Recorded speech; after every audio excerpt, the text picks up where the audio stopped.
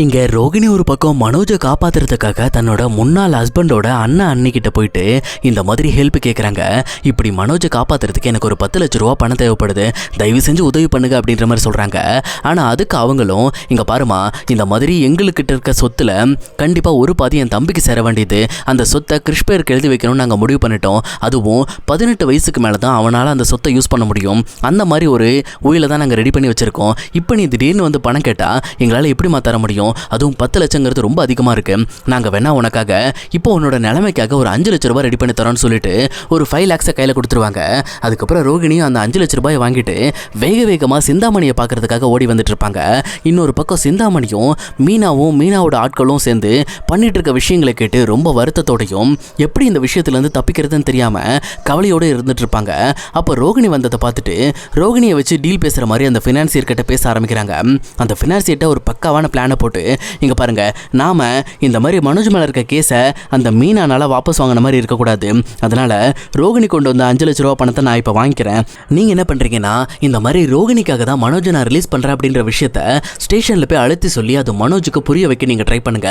சொல்லப்போனால் ரோகிணியோட லவ்னால தான் நீங்கள் மனோஜை ரிலீஸ் பண்ணியிருக்கீங்க, அவர் மேலே இருக்க கேஸை வாபஸ் வாங்கியிருக்கீங்க அப்படின்ற மாதிரி மனோஜ் நம்பணும். அப்போ தான் நமக்கு சாதகமாக எல்லாமே நடக்கும் அப்படின்ற மாதிரி சிந்தாமணி ஒரு பக்கம் பிளான் பண்ணி சொல்லுவாங்க. அப்போ இதை கேட்டுட்டு இந்த பக்கம் அந்த ஃபினான்சியரும் அதுக்கு தயாராகிட்டு இருக்காரு. ஆனால் இன்னொரு பக்கம் மீனாவும் இந்த மாதிரி சிந்தாமணியால் பாதிக்கப்பட்ட எல்லார்கிட்டையும் கம்ப்ளைண்ட்லாம் எழுதி வாங்கிட்டு டைரெக்டாக சிந்தாமணியோட வீட்டுக்கு வராங்க. வீட்டுக்கு வந்து அவங்களும் இந்த பக்கம் சிந்தாமணி கிட்ட, இங்கே பாரு சிந்தாமணி, நீ ரொம்பவே அளவுக்கு மீறி போயிட்ட, நிறைய பேரோட சொத்துக்களை அடையணும்னு சொல்லி ஆசைப்பட்டுட்டு இருக்க, அதுவும் இல்லாமல் இந்த மாதிரி அநியாய வட்டி போட்டு நிறைய பேர்கிட்ட வசூல் பண்ணிட்டு இருக்க, இது எல்லாத்தையும் நீ இதோட நிறுத்தணும். அதுவும் இல்லாமல் இந்த கேஸையும் நீ வாபஸ் வாங்கணும். அப்படி நீ பண்ணலைன்னா இதை வச்சு உன் மேலே கம்ப்ளைண்ட் கொடுத்து உன்னை உள்ள தள்ளிடுவோம் அப்படின்ற மாதிரி மீனா மிரட்ட ஆரம்பிக்கிறாங்க. அதுக்கு உடனே சிந்தாமணியும் மீனாவை விட்டுட்டு மீனாக்கு பின்னாடி இருக்கிற அந்த பூக்கட்டுற ஆட்களை பார்த்து, என்னப்பா ஏதாவது கஷ்டம் நஷ்டம் அப்படின்னா நீங்கள் என்கிட்ட தானே வருவீங்க, நான் தானே உங்களுக்கு ஹெல்ப் பண்ண போகிறேன். இந்த மீனா வேணா இன்னைக்கு தலைவியாக இருக்கலாம், ஆனால் இவளால் உங்களுக்கு என்ன உதவி பண்ண முடியும்னு நினைக்கிறீங்க? இவளே ஒரு அண்ணாட காட்சி, இவகிட்ட பணம் கிடையாது. ஆனால் நான் அப்படியா, உங்களுக்கு ஒரு ஹெல்ப் பண்ணால் நான் வந்து கரெக்டாக நிற்கிறேன்ல, உங்களுக்கு தேவையான விஷயம் எல்லாத்தையும் நான் பண்ணுறேன்ல, அப்போ என்னை பற்றி நீங்கள் யோசிக்காமையே இப்படி அந்த மீனாக்கு உதவி பண்ண போகிறீங்களே, இது உங்களுக்கு தப்புன்னு தெரியல அப்படின்ற மாதிரி சிந்தாமணி மிரட்ட ஆரம்பிக்கிறாங்க. ஆனால் அதுக்கு பின்னாடி பூ கட்டுறவங்களும், இங்கே பாருங்க, இப்போ நாங்கள் மனுவில் எழுதியிருக்க எல்லா விஷயமும் எங்களுக்கு நடந்தாகணும், அது நடக்கலை அப்படின்னா கண்டிப்பாக மீனா கேஸ் கொடுப்பா, நீங்கள் அந்த கேஸை வாபஸ் வாங்கினாலும் இதை நாங்கள் செய்வோம் அப்படின்ற மாதிரி இங்கே மீனாக்கு பின்னாடி இருக்கவங்களாம் சொல்லிட்டு இருக்காங்க. அப்போ இதை கேட்ட சிந்தாமணியும், இப்போ என்ன உங்களோட செட்டில்மெண்ட் எல்லாத்தையும் முடிக்கணும் அவ்வளோதானே, சரி விடுங்க, இங்கே வாமா, உனக்கு என்ன வேணும், உனக்கு உன்னோட பத்திரம் தானே வேணும், இந்தா உன் வீட்டு பத்திரத்தை வாங்கி அப்படின்ற மாதிரி சிந்தாமணி அங்கே இருக்கிற எல்லா ஆட்களோட செட்டில்மெண்ட்டையும் முடிக்கிறாங்க. முடிச்சது மட்டும் இல்லாமல் மீனா கிட்ட, இங்கே பாரு மீனா, நீ இப்படி கம்ப்ளைண்ட் எடுத்துகிட்டு வந்ததுனால தான் இவங்களுக்குலாம் நான் வந்து எப்பவும் போல் அந்த வட்டி கடனை கழிச்சிட்டு நல்லது பண்ண நினைக்காத, அது அப்படி நடக்க வாய்ப்பே கிடையாது. என்ன இருந்தாலும் சரி, அவ்வளோ ஈஸியாக உனக்காக நான் எந்த ஒரு விஷயத்தையும் செய்ய ஒத்துக்க மாட்டேன் அப்படின்ற மாதிரி சிந்தாமணி புரியாமலே பேசிட்டாங்கிறது கிளம்பிடுறாங்க. இங்கே மீனாக்கு ஒன்றுமே புரியல, என்ன ஆச்சு இவளுக்கு, இவன் எனக்காக பயந்து தான் இதெல்லாம் பண்ணிட்டு இருக்கா, ஆனால் எனக்காக பயந்து பண்ணலைன்னு சொல்லி இவ்வளோ தெளிவாக சொல்லிட்டு போறா அப்படின்னு சொல்லிட்டு இந்த பக்கம் இவங்க ரொம்ப குழப்பத்தில் இருக்காங்க. அதே நேரத்தில் சிந்தாமணியோட அல்லக்கை ஒருத்தர் இங்கே அந்த கேஸை வாபஸ் வாங்குறதுக்கு, அக்கா அந்த ஃபினான்சியர்கிட்ட பேசிடுறாங்களாம், உங்களை இங்கேருந்து கிளம்ப சொன்னாங்க அப்படின்ற மாதிரி மீனா கிட்ட வந்து சொல்லுவாங்க. அப்போ இதை கேட்ட மீனாவும், ஓகே எப்படியோ இவளை ஒரு வழியாக நம்ம வழிக்கு கொண்டு வந்தாச்சு, இப்போ மனோஜ் மேலே இருக்க கேஸையும் வாபஸ் வாங்க போறா, இப்போ நம்ம பிரச்சனையும் முடிஞ்சிச்சு, இன்னொரு பக்கம் சங்கத்தில் இருக்கவங்க பிரச்சனையும் முடிஞ்சிச்சு அப்படின்ற மாதிரி மீனா சந்தோஷத்தோட ஸ்டேஷனை பார்த்து போகிறாங்க. ஆனால் அங்கே போன அவங்களுக்கு செம்ம ஷாக்கு. ஏன்னா அவங்களுக்கு ஷாக்கை கொடுக்குற மாதிரி கரெக்டாக அந்த ஃபினான்சியர் ரோகிணியை கூட்டிகிட்டு வந்து போலீஸ் ஸ்டேஷனில் கேஸை வாபஸ் வாங்குறதுக்கு வெயிட் பண்ணிட்டு இருக்காங்க. அப்போ இதை பார்த்துட்டு இருக்க முத்துவும் மீனாவும் ரொம்ப ஷாக் ஆகிடுறாங்க. அப்போது அந்த ஃபினான்சியரும், இங்கே பாருங்க, நான் இந்த மாதிரி மனோஜ் மேலே கொடுத்த ஃபோர்ஜரி கேஸை வாபஸ் வாங்கிக்கிறேன் அப்படின்ற மாதிரி இன்ஸ்பெக்டர்கிட்ட சொல்கிறாங்க. அதுக்கு அவரும், என்ன சார் நீங்கள், அவர் ஏற்கனவே ஃபோர்ஜரி பண்ணார்னு அவர் மேலே கேஸ் கொடுத்தீங்க, இப்போ திடீர்னு நீங்கள் வாபஸ் வாங்குறதுக்கான காரணம் என்ன அப்படின்ற மாதிரி கேட்குறாங்க. அதுக்கு அந்த ஃபினான்சியரும், இங்கே பாருங்க, நான் மனோஜ் மேலே இருக்க கேஸை வாபஸ் வாங்க காரணமே ரோகிணி தான், ரோகிணியோட லவ் தான், அவங்க எந்த அளவுக்கு மனோஜ் மேலே லவ் வச்சிருக்கேன் அப்படின்னு சொன்ன விஷயத்தை கேட்டு தான் நான் இப்போ அவங்களுக்காக தான் இந்த கேஸை வாபஸ் வாங்குறேன், மற்றபடி வேறு எந்த ஒரு காரணத்துக்காகவும் கிடையாது அப்படின்ற மாதிரி அந்த ஃபினான்சியர் சொல்லிட்டு இருக்காரு. அப்போ இதை கேட்ட போலீஸ்காரங்களும், என்ன சார் சொல்கிறீங்க, இவங்களுக்கும் அவருக்கும் டிவோர்ஸ் ஆக போதுன்னு நான் கேள்விப்பட்டேன், அப்புறம் எப்படி இவங்களை நம்பி நீங்கள் மனோஜை ரிலீஸ் பண்ணுறீங்க அப்படின்ற மாதிரி கேட்குறாங்க. அதுக்கு அந்த ஃபினான்சியரும், இங்கே பாருங்க, மனோஜுக்கு வேணா இந்த ரோகிணியை பிடிக்காம இருக்கலாம், ஆனால் இந்த ரோகிணி மனோஜ் மேலே எந்த அளவுக்கு லவ் வச்சிருக்காங்க அப்படின்ற விஷயத்த என் முன்னாடி ப்ரூவ் பண்ணாங்க, அந்த ஒரு காரணத்துக்காக தான் நான் இப்படிப்பட்ட முடிவு எடுத்திருக்கேன் அப்படின்ற மாதிரி அந்த ஃபினான்சியர் சொல்லிட்டு இருக்காங்க.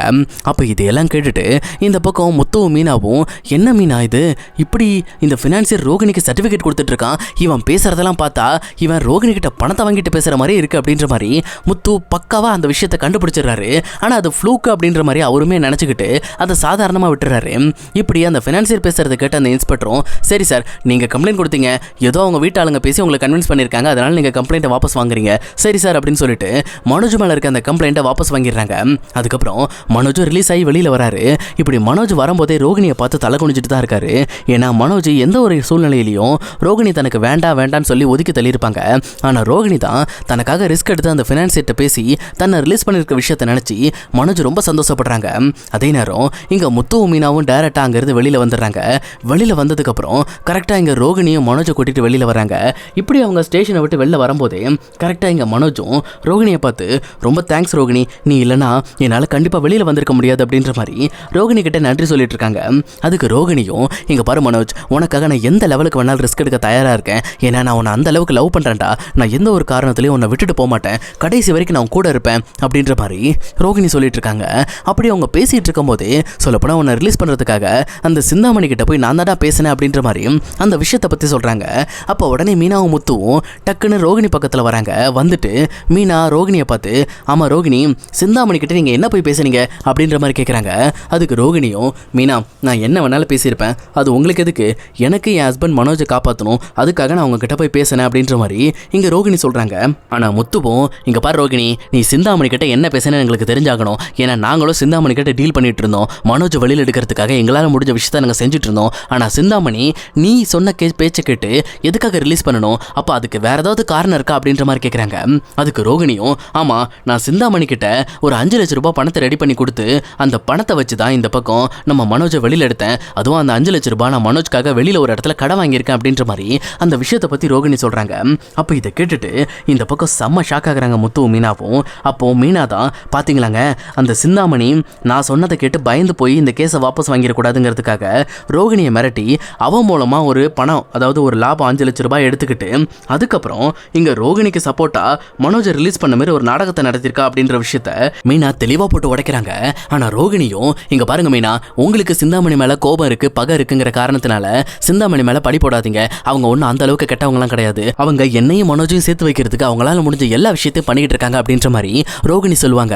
அப்போ இதை கேட்ட முத்துவும், இங்கே பாரு ரோகிணி, நீ நினைக்கிற மாதிரி இந்த சிந்தாமணி நல்லவ கிடையாது. இப்போ அவங்ககிட்ட 5 லட்ச ரூபா பணத்தை வாங்கி அவ ஏமாத்திருக்கா அப்படின்ற மாதிரி சொல்கிறாங்க. ஆனால் இதை கேட்ட மனோஜும் சுத்தமாக அதை நம்பலை. அவரும் இந்த பக்கம் முத்துவை பார்த்து, முத்து, உன் வேலையை பாரு, நீயும் மீனாவும் சேர்ந்து என்னை காப்பாற்ற முடியல, என் அம்மாவால் அப்பாவால் கூட என்னை காப்பாற்ற முடியல, ஆனால் என் ரோகிணி தான் வந்து என்னை காப்பாற்றிருக்கா. அப்போனா அவளுக்கு நான் நன்றி சொல்கிறத விட்டுட்டு நீங்கள் சொல்கிறத நினச்சி அவன் மேலே சந்தேகப்பட முடியாது. இன்னொரு டைம் ரோகிணியை பற்றி தப்பாக பேசாதீங்க அப்படின்ற மாதிரி இங்கே மனோஜ் ஒரு பக்கம் ரோகிணிக்காக முத்துக்கிட்டே மீனாக்கிட்டே சண்டைக்கு போகிறாங்க. அப்போ முத்துவும், டேய், உனக்கும் அவளுக்கு டிவோர்ஸ் ஆக போகுது, அதை மனசில் வச்சுக்கிட்டு அதுக்கப்புறம் நீ அவளை பற்றி பேசு, அவள் உன்னை ஆபத்தில் காப்பாற்றிட்டா அப்படிங்கிற ஒரு காரணத்துக்காக அவள் கூட சேர்ந்து வாழணும்னு நினைக்காத அப்படின்ற மாதிரி இங்கே மனோஜுக்கு முத்து எல்லா விஷயத்தையும் புரிய வைக்க ட்ரை பண்ணுறாங்க. ஆனால் மனோஜோ எந்த விஷயத்தையும் புரிஞ்சுக்கிற மனப்பக்குவத்தில் இல்லை. அவரும் என்ன நடந்தாலும் பரவாயில்ல, இப்போ நமக்கு ரோகிணி தான் முக்கியம் அப்படின்ற மாதிரி ரோகிணியை பற்றியே யோசிச்சுக்கிட்டு ஒரு முட்டாள்தனமான முடிவெடுக்க ஸ்டார்ட் பண்ணுறாரு.